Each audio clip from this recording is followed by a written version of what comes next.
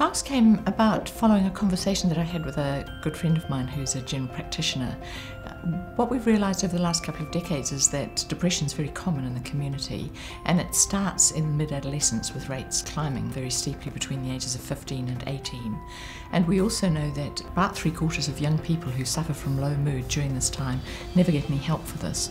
And she and I were talking about how we might change that, and she said to me, I think you should put cognitive behavioural therapy onto a CD-ROM so that I can run it into my general practice.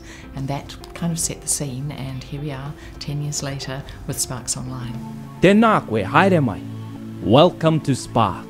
SPARX is an online self-help tool. It uses a fantasy game format, so the idea is to try and get help across using techniques that we usually use in therapy, using a fantasy game format so you can choose an avatar and go into a fantasy world and undertake a number of challenges. My brief was to develop something quite interactive for young people that was different from the other e-therapy tools out there. We knew we wanted to make it interactive and animated and quite fun. One of the challenges with creating SPARX was that we needed to make sure that it was applicable to Māori young people. So we wanted to ensure that there was characters within the game that not only spoke some reo, but they also had perhaps a Māori accent. We've tested SPARX in a clinical trial, and we've shown that it's very effective. It's as good as the sort of treatment that young people usually get in face-to-face counselling, and it's also been very popular both with young people, but we've also had a lot of international attention about it. As a parent, one of the most common things I would have ever said to my children is time to get off the computer now. So I went into this not knowing if it would necessarily work, and actually I've been blown away by how well it's worked. I tried it with young people who don't normally go to counsellors and mental health services, who don't necessarily like talking about their feelings. They said things like, it's changed how I feel, I don't hate anymore.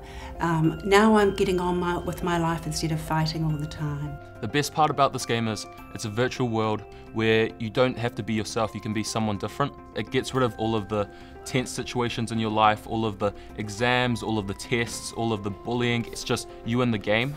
It's a self-help tool, so in a sense doing it in the comfort of your home, it gives you the courage to sort out your problems, face your problems, and may even enable you to take another step and talk to someone. What I think is really great about the game is that it takes what may seem like really huge and impossible problems and breaks them down for you into smaller steps you can take and makes finding a solution seem achievable.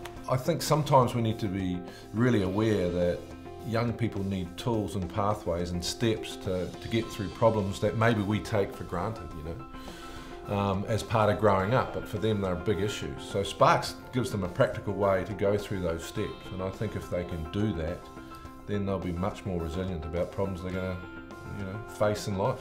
To have this resource available to young people, independent of where they live, is a really big thing. I grew up in rural New Zealand, and I think a resource like SPARX would have been really helpful for me when I was younger. SPARX offers a new way of dealing with depression. The biggest message here is you don't have to put up with feeling bad. You can do something about it. Here's another tool, another opportunity to change things, to take control. Thanks to the funding from the Prime Minister's Youth Mental Health Initiative, SPARX is available right across the country for all young people to use, and anybody can log on to www.sparx.org.nz and it'll be there for you to use.